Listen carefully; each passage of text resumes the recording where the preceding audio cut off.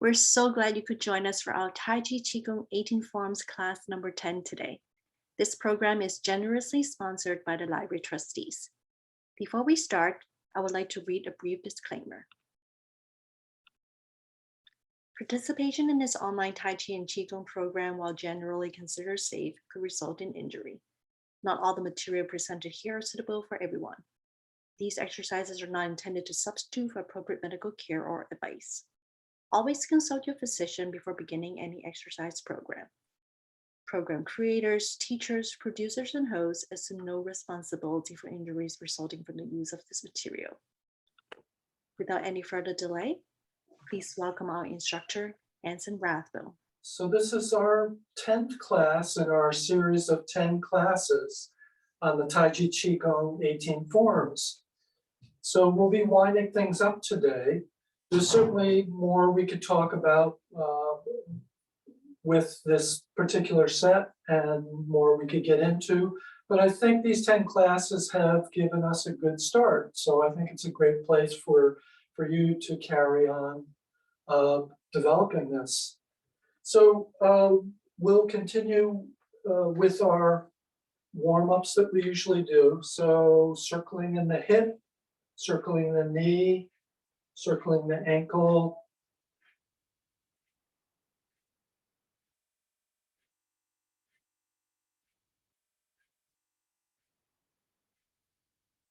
It's maybe 10 or 12 times in one direction and then circle back the other way.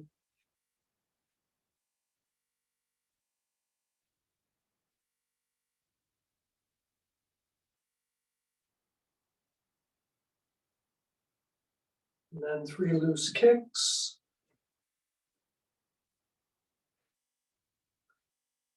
A leg. So we're taking all the weight out of the leg so it becomes very easy to move. And of course, if you need to support yourself, you can use a chair or something to lean against.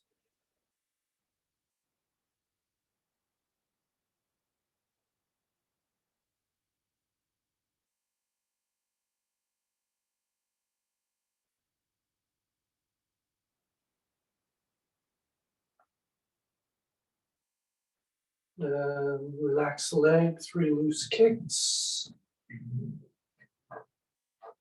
So we'll do our knee exercise, stretch out the backs of the knees, let the body hang forward from the hip, bend the knees, and then circle around in one direction.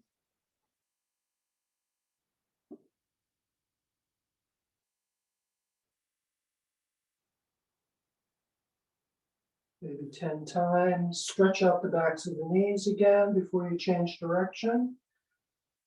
Bend the knees and turn in the other direction.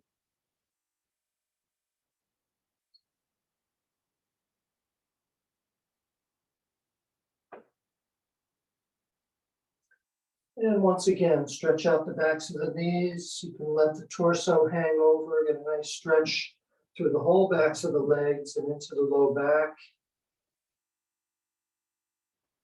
Bend the knees and roll up through the spine. Tap the heels. Coming up to the hips, circling in one direction. Doesn't need to be a big circle. You just want to get things moving.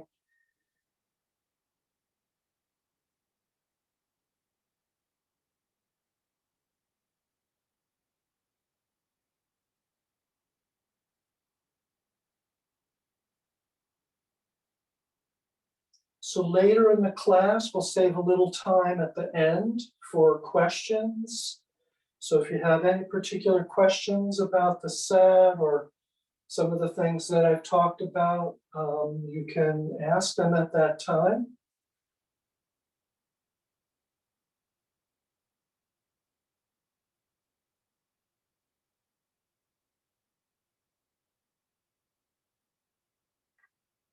So arch to the front, arch to the back.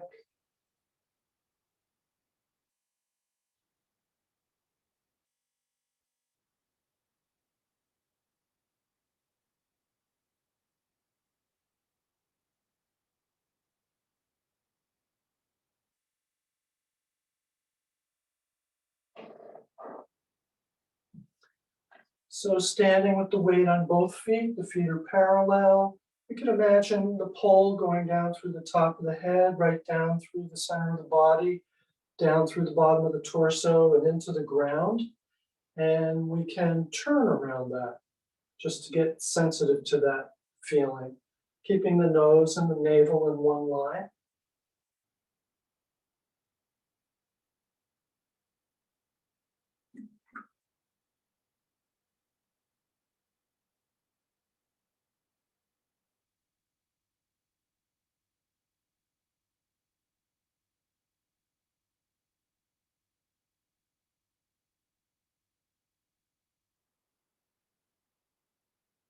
So this is turning on our axis.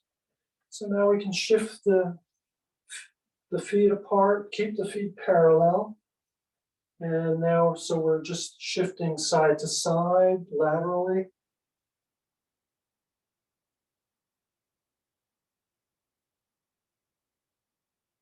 Adjust the width of your stance if you need to make it as comfortable as you can. So you should feel a light stretch on the leg that you've shifted the weight out of.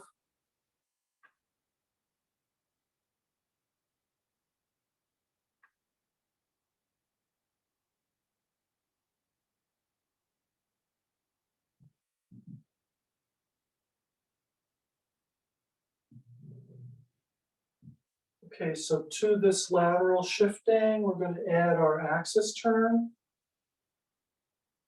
So again, you want to keep the nose and the navel in one line.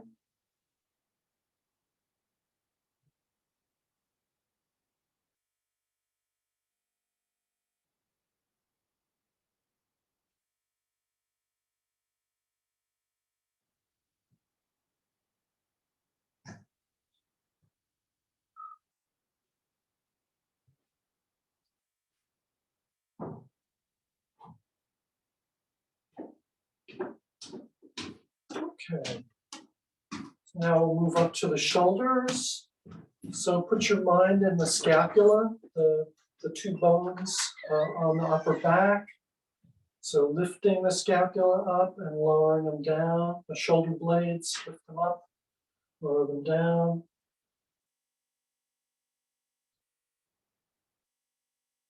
Try to make the movement as nice and smooth as you can.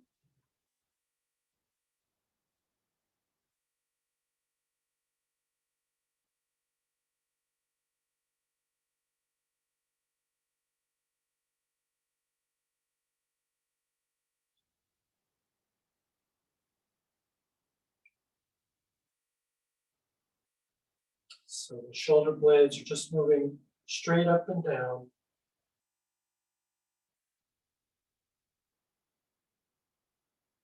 Movement doesn't have to be big, remember? So you just want to really get so that you can activate this and release the muscles that are around the shoulder blades. So now we're going to separate the shoulder blades so they move away from the spine and around a little bit to the sides of the upper chest.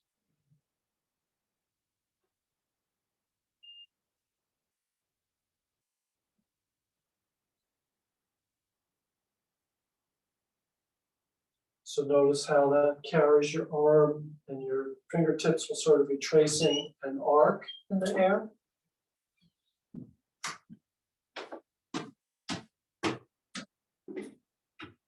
As you do this, you may feel the muscles around the shoulder blades start to get a little bit warm. That's good.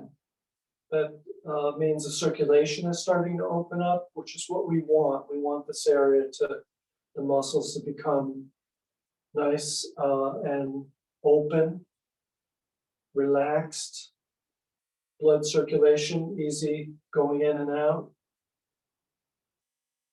For a lot of people, this is an area of tension, so this is a good way to help release that. So now we can roll the shoulders, going up the back, across the top, down the front. Nice and slow, steady, smooth. If you feel any jerkiness, try making the movement smaller. Try to relax that area more.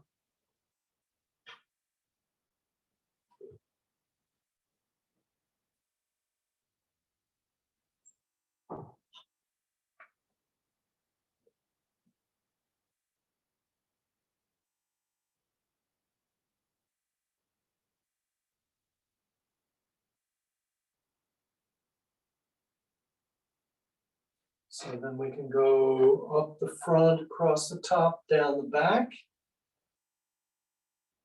These can be done sitting if you like. So if you're sitting somewhere waiting for something, you can kind of spend a little time with your shoulders. You can make the movement so small that somebody watching might not even really notice.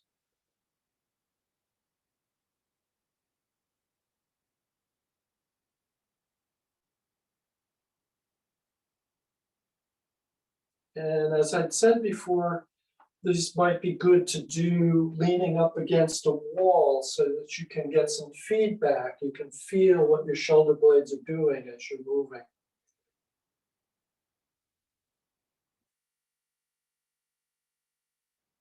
So now the shoulder blades, I'm going to move them together and up and then out to the sides and down. So I'm not sure how well you can see what I'm doing.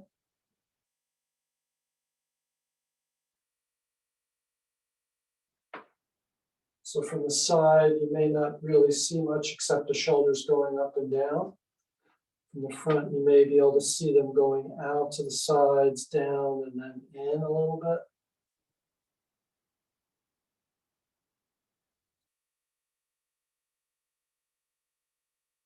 So we can reverse that, go up the outside and then down the inside.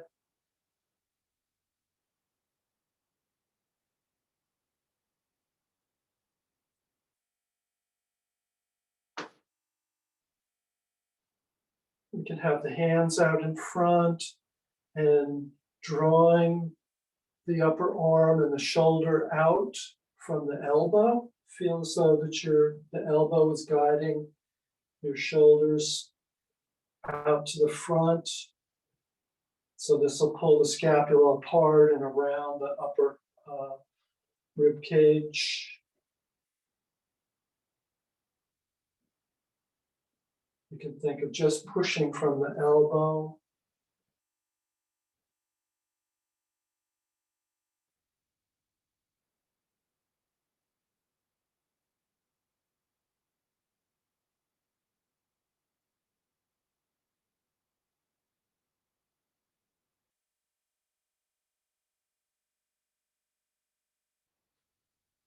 Then to the sides, we can think of pushing the elbows out, straight out to the sides.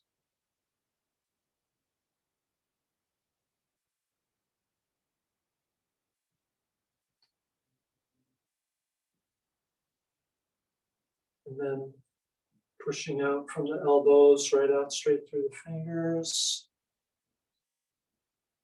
This may be a much smaller movement than some of the other movements that we did. Relax as much as you can. Okay. So we can shake the arms. Pretend your arms are like slinkies so that they stretch out as they go down. And then as they bounce back, the coil gets closer.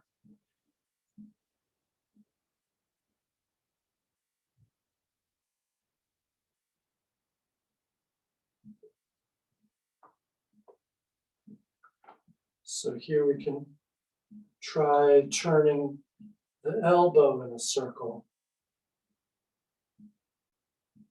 And just letting the rest of the arm follow along.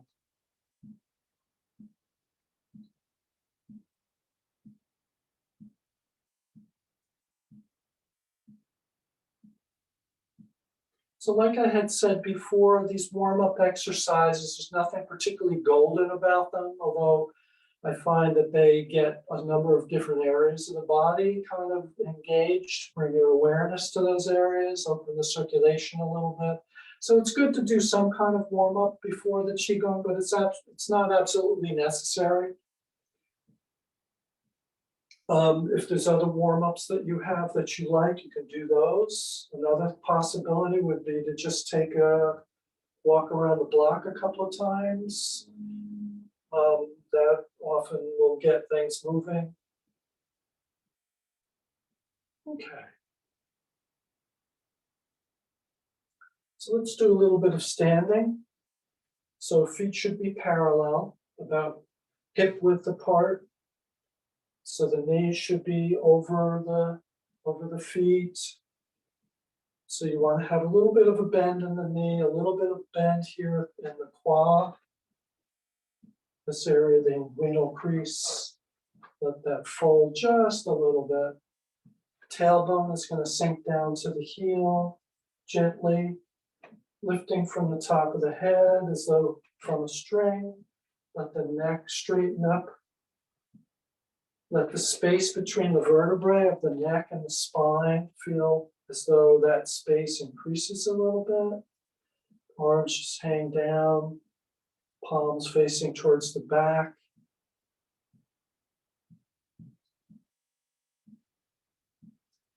Weight should be on the middle of the foot, so somewhere in the arch of the foot. So you can rock your weight front to back to try to feel where that is. So ahead of the heel and behind the ball, somewhere in the middle.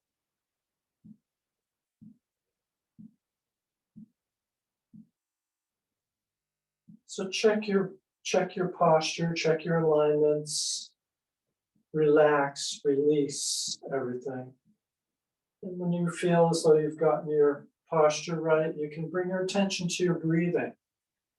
Remember last week we did a process where, and we had been developing this, we did a process where we gradually, using our attention to draw our awareness inside of our body. So we can maybe do a quicker version of that. So bring your attention to your nostrils. You can do this sitting if you prefer. So if you have a chair handy, you can sit down if you start to feel uncomfortable. So bring your awareness to your nostrils, the opening of your nose. And just notice there as you breathe what's happening. The air coming in, the air going out.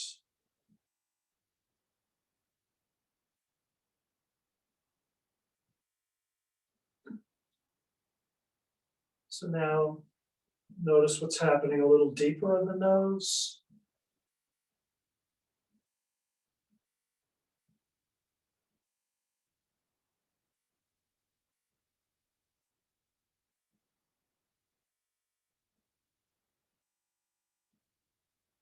And a little deeper still, maybe at the back of the nose, where the nose empties into the throat.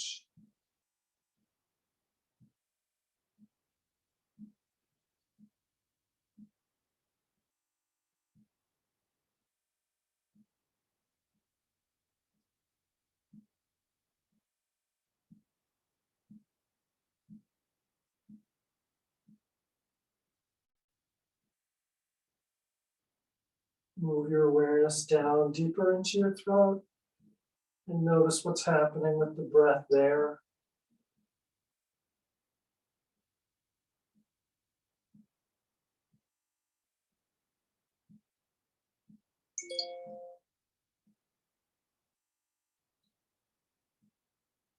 And into your lungs and your chest. Feel the breath moving in and out of the lungs.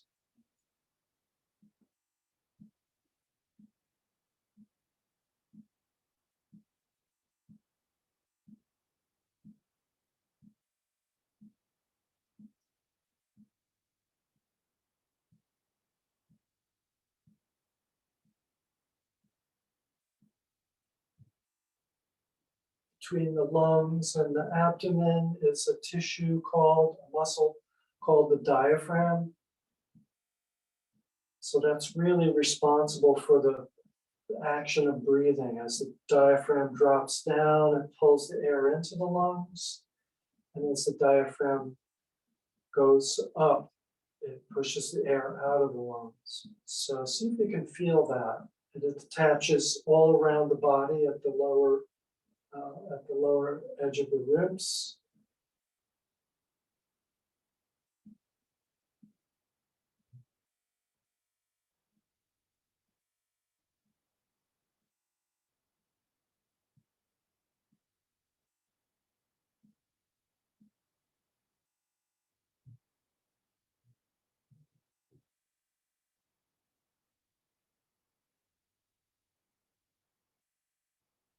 And then start to allow your awareness to go a little deeper down. Feel the abdomen. Feel what's happening in the abdomen. So as you inhale, you may feel the abdomen move. And then when you exhale, you feel the abdomen move also in a different way.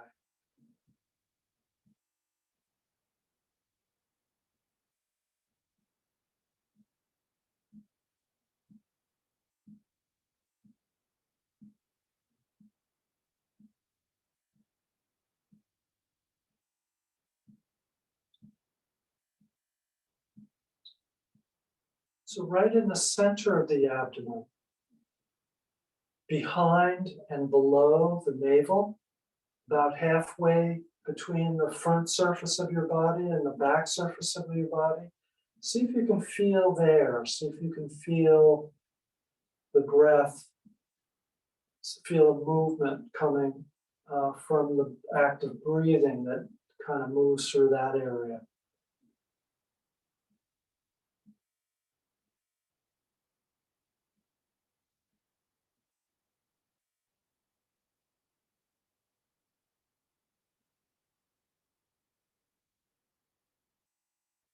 So see if you can feel that area kind of expanding and contracting. Maybe the shape is kind of like a ball.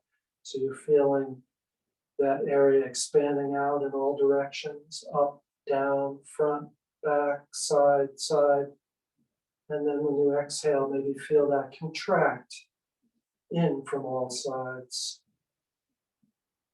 Without forcing, you're just allowing this to happen, just noticing what's already there, maybe.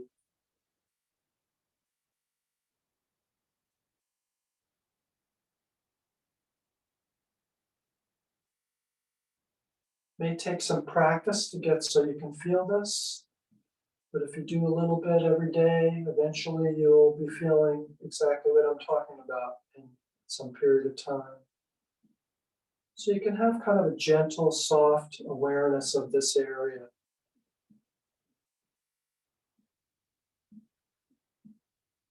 So feel how the abdomen expands from this area out to the front, out to the back as you inhale, out to the sides, and then as you exhale, all these areas contract back towards this center point.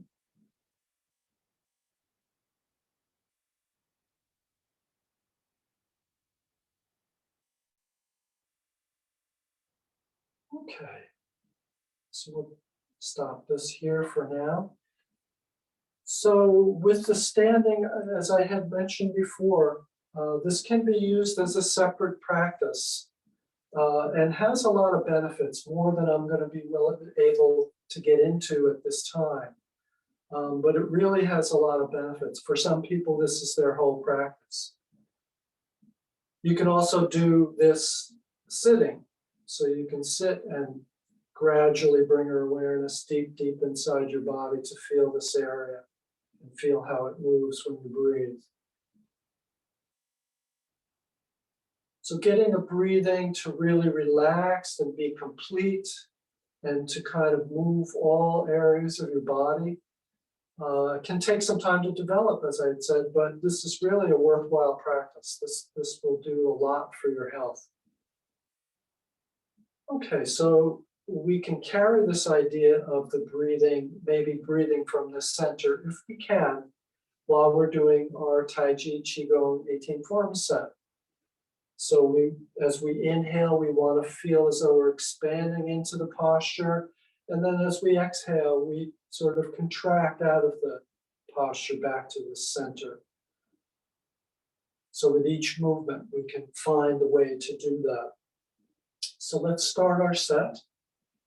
So inhaling, the hands come up. And exhale down, elbows down, wrists down. And we squat into the posture a little bit. And then as we stand up as we inhale and exhale. Turn to the side, inhale. So notice how the arms make sort of a circular motion.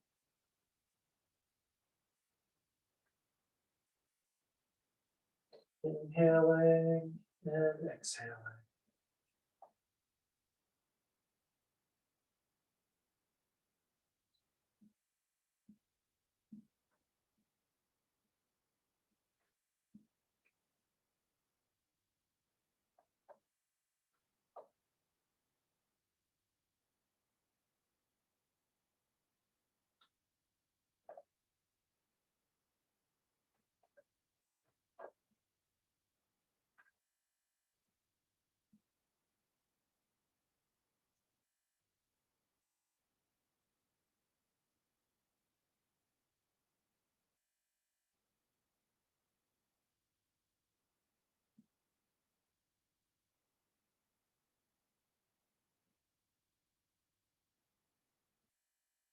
So this is expanding the chest. So inhaling, inhaling, and exhale.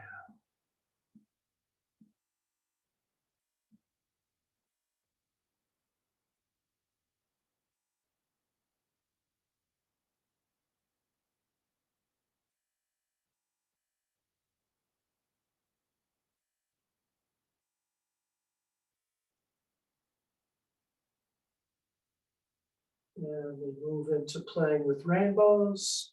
Inhaling as the hands come up. Inhale and exhale. So we inhale to one side, exhale to the other. So on one day, you might do this to the right and the other day to the left. So today I'm inhaling on my left and I exhale on the right. Tomorrow I may inhale to the right and exhale to the left. So there's a few postures like this in the set, but most are sort of symmetrical breathing.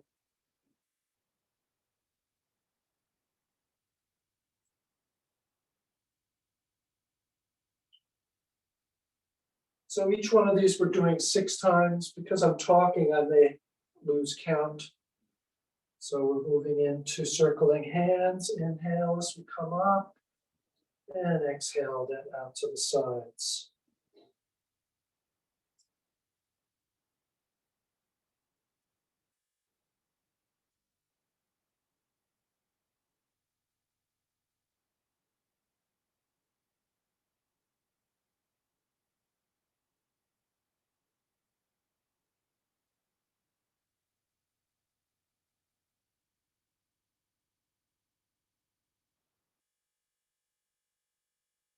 And we transition into repulse monkey. So inhale and exhale. Inhale and exhale. Inhale and exhale.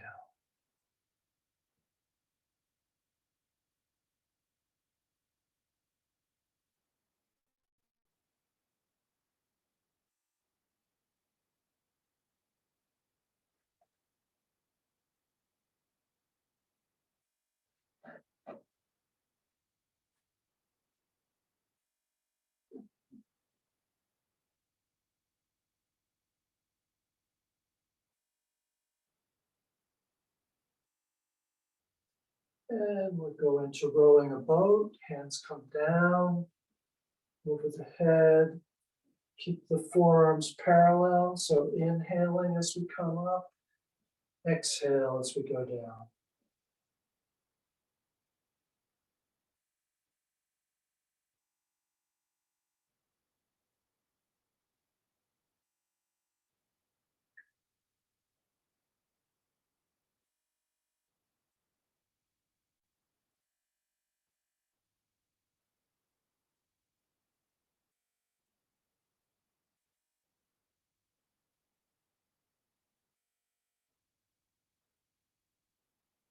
Lifting a ball, inhale, exhale, inhale, exhale. So I'm lifting the heel of the unweighted foot.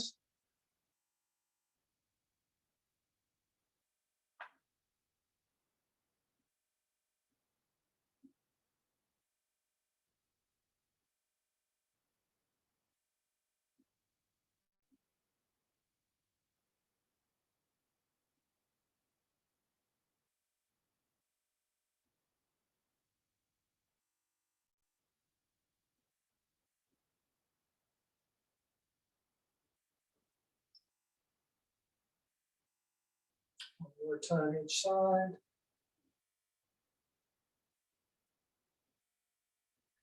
Carry the moon, reach up, take a hold of the moon, bring it down past your thighs, up on the other side.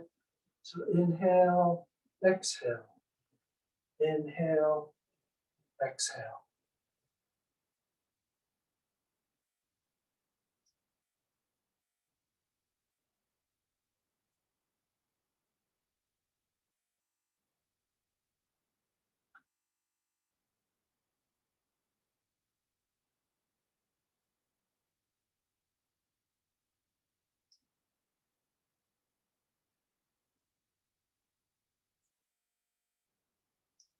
So we transition into twist and push. So we're doing our axis turn here. Exhale as we turn and push the palm out. Inhale as it comes back. Exhale, inhale. So inhale back to the front, exhale to the side.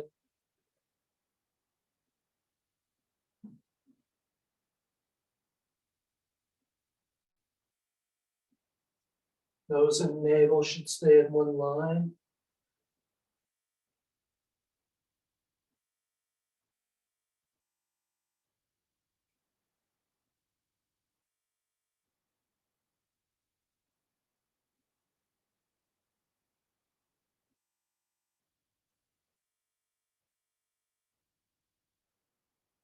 One more time each side. So now we go into cloud hands. So here we have the axis turn and the lateral shift. You can step out a little wider if you like. So inhale to one side, exhale to the other.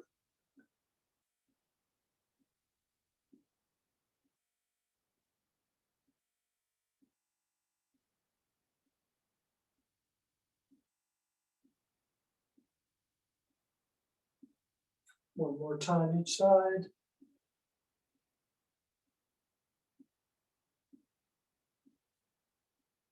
So bow and arrow stance, scooping the C. Step back so you can see my feet. So this is like the circling hands movement, except we're rocking back and forth in our bow and arrow stance.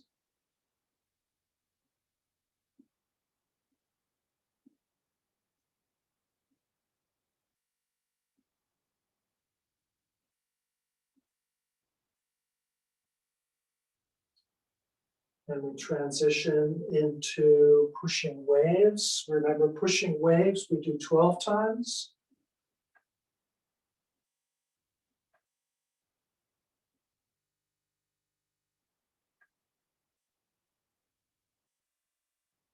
So inhale back, exhale to the front. So if you like, you can change your feet or you can keep them the same. I'm going to keep them the same today.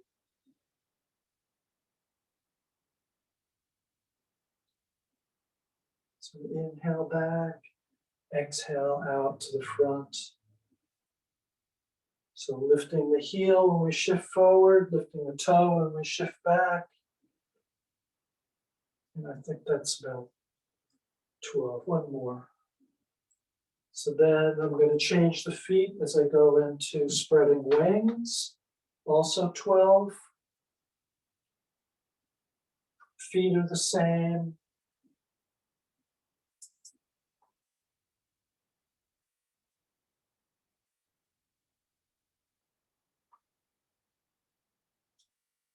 Inhale back, exhale out to the front. Shifting back, we pull up the toe. Shifting to the front, we pull up the heel on the back foot.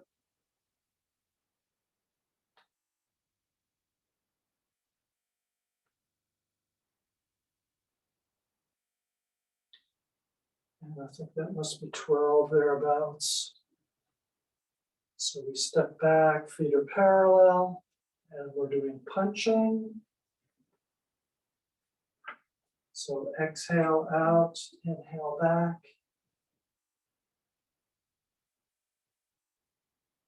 Exhale out, inhale back.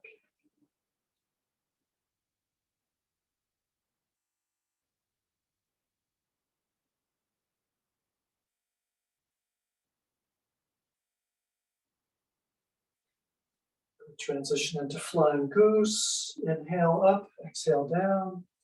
Lift the heels if you can as you go up. Put them down as you go down.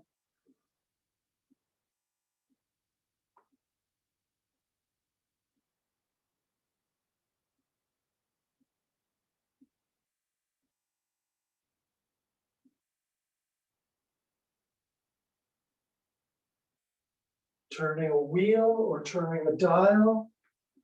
Up one side, down the other. So inhale, exhale, inhale, exhale. So we do that 3 times on one direction, 3 times in the other. Inhale, exhale.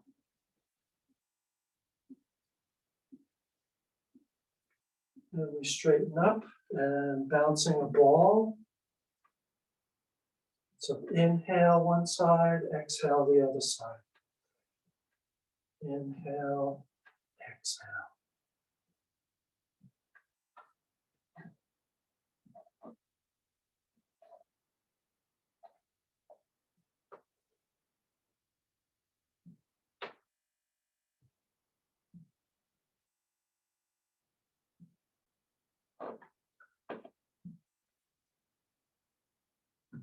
So lift, inhaling, and press palms, exhaling. Lift and press palms. Inhale up, and exhale down. A little bit more emphasis on the downward movement. So we want to use this to settle ourselves down.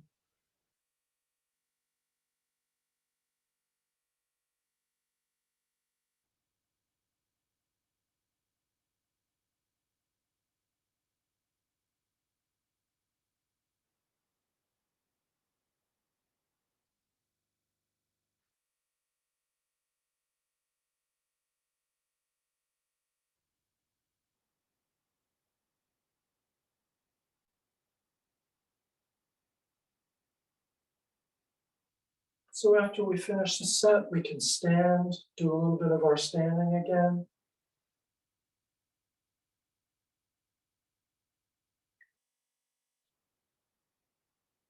And when we've done enough standing, we can bring the palms below the navel, about 3 fingers below the navel, and about halfway inside is this center we call dantian.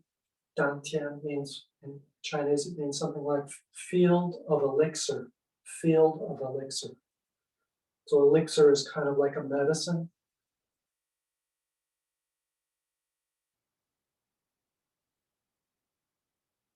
So the idea is that we can kind of gather any of the energies that are still circulating, we can kind of gather them into this center as a place to store them.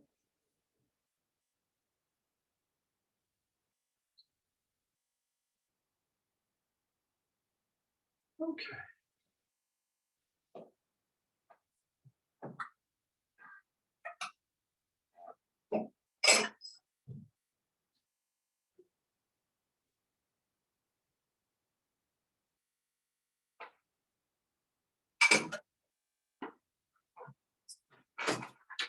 So I did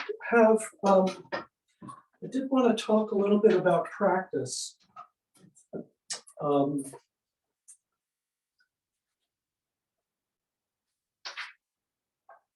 so how do you practice this? I mean, we've shown you how to do the movements, and to some extent we have shown you a little bit about practice, but there's some details that we probably didn't get into. So I'd like to do some of that now. So one way you can proceed beyond this class to keep your practice going, because this is a practice, this is something that needs regular involvement with in order to get the benefits from. Maybe already you've felt some benefit from it, but to get deeper with it, you do need to do it regularly. So one thing you could do is to use these videos that we've done.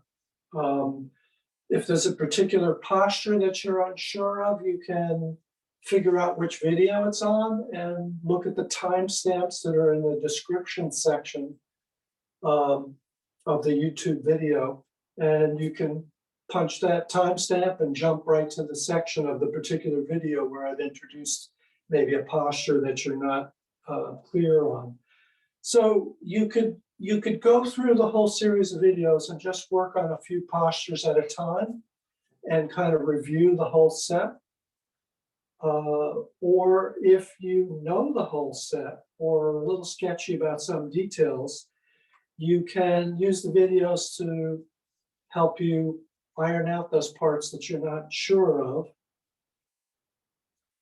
So let's say you are able to do the whole set, and I would recommend that you work towards that. You want to work towards not needing the video, because when you're looking at the video while you're doing it, it kind of draws you out of yourself, out of your own experience. So you want to learn how to get that inner experience. You want to learn how to bring your awareness inside your body and feel what's happening. You know, the set will teach you a lot, actually, as you practice it, if you work on it that way. So you could do the whole set, but maybe pick one posture at a time. You could go through all of them and kind of focus on that during a practice session. So you could focus on that one posture and then do the whole set. And then the next day or after 2 or 3 days, you could pick another posture, focus on that, practice a little bit of that, and then do the whole set. So practice regularly is important. For most people, that's going to mean daily if you can. I mean, obviously, you know, people are busy and they have different levels of involvement. So you're going to need to find a way to try and make that happen without beating yourself up if you don't. You know, be forgiving with yourself. You know, do the best you can to practice daily. But if you miss some days, that's okay. You know, just try to do a little better the next time. So ideally, once you've done the set and you've been practicing it regularly for a while, you'll have a feeling afterwards, and that feeling will persist for some time. Ideally, the next practice that you do should be before that feeling completely fades away. So that would be a good way. So you still feel some effect from the last practice when you practice again. That's a good way to practice. That's a good guideline. So when you have some free time, you can do, you know, just do some select postures from the set. Maybe you're waiting for someone. And if you feel comfortable, if it's outside or something like that, maybe you're alone, then you can do a few postures if you have a little extra time. If you find that you're tired, you can experiment with doing a little extra practice gently. Or if you're preparing, you know you're going to be traveling or something, and you know that traveling is a little difficult for you, you can try doing a little extra practice before that, and you may find that helps give you some energy to keep you at your best. So even if you're not doing a whole set, maybe you're only doing part of a set. It's a good idea to do that last one, the lift and press palms. It's good to do that because that kind of settles your body down, settles the energy down, so that you can kind of absorb the effect of the practice. Time of day may be something that you can use. For a lot of people, they find the morning is the best. Maybe it's sunrise or slightly before sunrise is traditionally the best time to do that. It's also at a time when, the activities of the day haven't started yet. So it may be easier for you to have some free time. It only takes, 10, 15 minutes to do the whole set.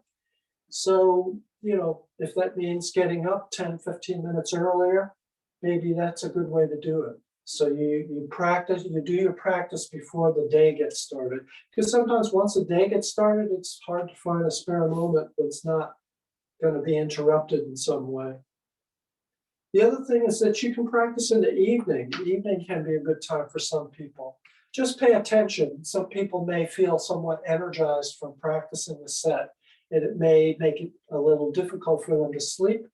Other people will find that the sense of relaxation that doing the set gives them will make it easier for them to sleep. So some people will maybe prefer that. It's also nice, some people might like to do this twice a day, but see how you feel, notice. You may find that some people might find that doing it twice or 3 times a day is a little much. They may feel sort of full in some way. So pay attention and see how it affects you. Practicing outdoors is wonderful, provided you can find a place to do it that's clean, that you feel comfortable, maybe that there's some trees around or open space, grass. So that can be very nice, if possible, but it's probably best not to practice outside or you practice at all if there's really extreme weather happening, like a thunderstorm or some kind of a blizzard or something like that. That tends to affect the atmosphere, and we're affected by the atmosphere in more ways than most people realize. So the traditional precautions, teachers would say that it's best not to practice during extreme weather, too windy or too hot or too cold or something like that. So it's a good idea to wait a while to practice after eating, maybe more than an hour. And then you can, after practicing, you can wait a little while, maybe a half hour or so before you eat. And then after practice, it's a good idea to kind of ease your way back into your activity. It wouldn't be good to, oh my gosh, it's almost this time, I have to go, and, finish your practice and rush out the door. You would probably lose benefit from doing that. It would tend to kind of upset the energy that you've generated and make it difficult for you to really absorb the effect of the practice. So ease your way back in. Don't jump right into activity, but kind of slowly start to become more active. It's probably best to avoid cold drinks or cold foods after practicing. The energy is thought to be kind of warming, and you may feel sort of gently warm after practice. You may feel kind of a radiance around the hand that largely feels warm. So if you're handling cold objects, it'll tend to shut that down. So those are things to consider. So you can think in terms of dose. What's the best dose for you? If doing this set is kind of medicinal in a way, what's the best dose? So it's probably best not to avoid suddenly doing a lot more than you're used to. You may find that somewhat unsettling, or you might not be really able to absorb or ground the effect that causes. So gradually build up your capacity with it and err on the side of caution until you know how some change you're considering might affect you. So you can alternate sides on subsequent days. So like if we're doing the playing with rainbows, I inhale on one side and exhale on the other. So you can,